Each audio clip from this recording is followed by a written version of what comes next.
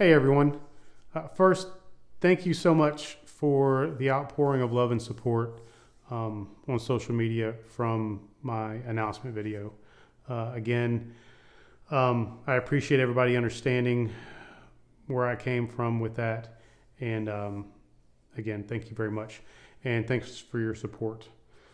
I've had several ask me about the symptoms that caused me to go to the emergency room on Memorial Day, and I kind of wanted to cover that here.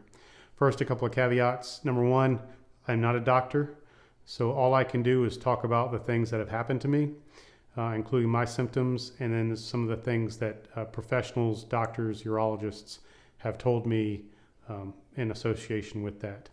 Second, this video may be more graphic in nature or have a little bit more information just because of the nature of prostate cancer than some of you might be comfortable with. First, I apologize, but if you are uncomfortable with stuff like that, please go ahead and watch a different video now. So, okay, the symptoms. Probably about 8 months or so before Memorial Day, I'd been having urological issues for a while that resulted in me being put on Tamsulosin or Flomax once I retired from the military. They weren't anything major according to the urologist at the time. I wasn't voiding my bladder all the way, which resulted in me going to the bathroom a lot. 8 months before Memorial Day, I was noticing that I had more issues completely voiding standing up. That if I sat down to pee, it was more comfortable and I voided more easily. And that only increased as time went on. I didn't really get up more in the middle of the night. I still was only getting up about one, depending on when I took my Flomax, I'd either get up once at night or twice. So that was the first thing. About 2 months prior to me going to the emergency room, I had gone to the gym and we were doing deadlifts. And the next day I noticed that my back was really hurting more than it normally would after doing deadlifts. And the pain really didn't subside like it normally would, and it was a little different. In addition to the back pain, I had pain in my abdomen on the right side. And at first, for a while anyway, I thought it was appendicitis or possibly gallstones. But I had no other symptoms that I read, of course, on Google, and we all know how informative the internet can be. But still, I didn't have any other symptoms that they said I might have. I called my primary care physician, told him that I was having those pains. I also explained to him that when I jumped, it was painful a little bit more. So he said he recommended that I go to the emergency room because primarily he didn't have a CT scan that was available there, or if I needed other tests, he didn't have that. And of course, if my appendix was being close to ruptured, and it was the appendix, I needed to be in an emergency room. So that happened. I did not go to the emergency room because I really didn't feel that bad, and I really didn't think it was an appendix.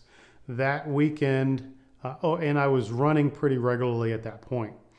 That weekend, I'd gone to Jazz Fest, I believe that was it.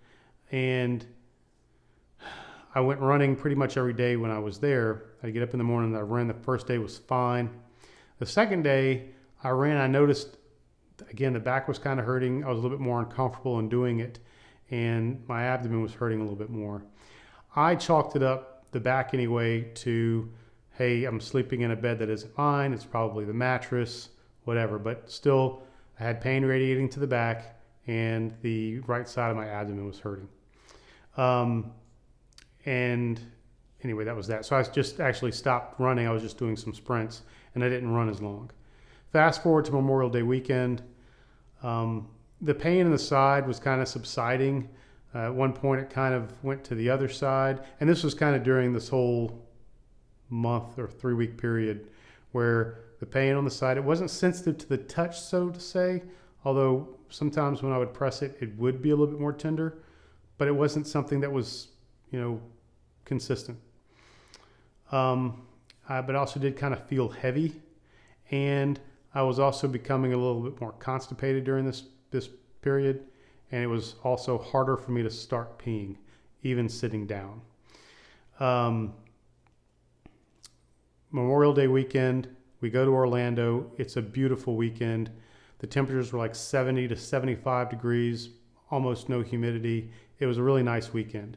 We were there for a soccer tournament. I decided I was going to go for a run around noon, because when can you go for a run around noon on Memorial Day in South Florida and not die from heat stroke?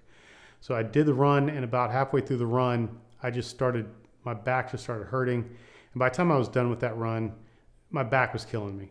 And for the rest of the weekend, it was really interfering with my sleep, and it had been bugging me. And also my back pain that was the worst it had gotten. A couple of days running up to that, it was also starting to interfere with my sleep. So we decided to come home on Memorial Day and go to the emergency room.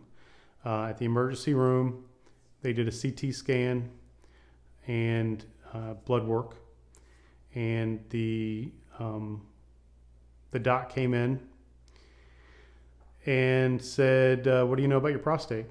And I'd let her know, in the exams that I had that, I was on Flomax, that I was told my prostate was a little enlarged, but there wasn't anything significantly wrong. Had never had a PSA test.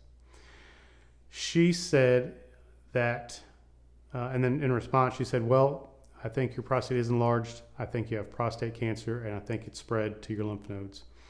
And you need to see a urologist right away. And before you leave, I'm going to order a PSA test."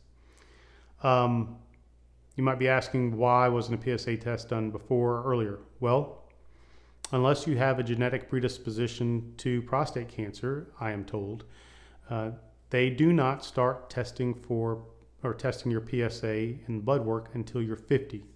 I am not 50, I'm 48.